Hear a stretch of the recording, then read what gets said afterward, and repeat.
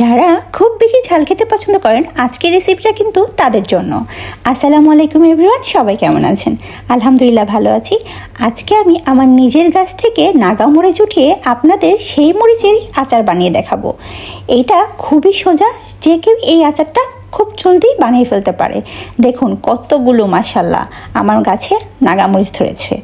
আমি এখন এক মুঠ 5 ফোড়ন একটু টেলে নিব, সুন্দর করে ভেজে নিব যতক্ষণ পর্যন্ত না ভাজা হয়। নাগামরিচটা কিন্তু প্রচণ্ড ঝাল হয়, কিন্তু এই ঝাল ঝাল আচারটা ভাতের সাথে মিশিয়ে খেতে খুবই মজা লাগে।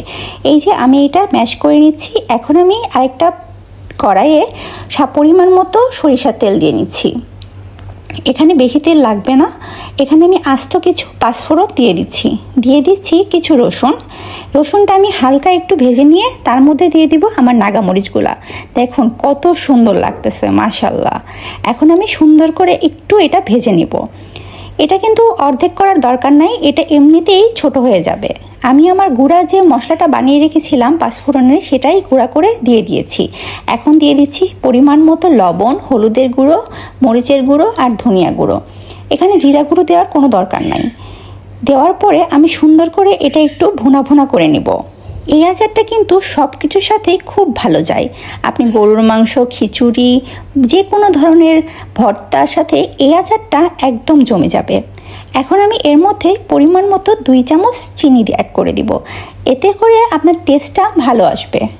আবার আমি সুন্দর করে নেড়ে নিচ্ছি। একটু খেয়াল রাখতে হবে এর মধ্যে যাতে কোনো পানি না আসে। এর মধ্যে জাস্ট আমি আর ভিনেগার ইউজ করব, আর কিছুই না। আপনারা রসুন এবং কাঁচামরিচ একটু তাওয়ালে ভেজাটা যেন না থাকে দিয়ে নেবেন, শুকায় নেবেন আর কি। এখন আমি আবার সুন্দর করে একটু রান্না করে নিব। এই যে আমার অলরেডি কিন্তু আমার আচারটা হয়ে গেছে। দেখুন গাইস কত সুন্দর লাগতেছে, এবং খেতে যে কি পরিমাণ মজা হয়েছিল কি বলবো। অনেক ঝাল ভাই, অনেক ঝাল, নিজের গাছের মরিচ বলে কথা।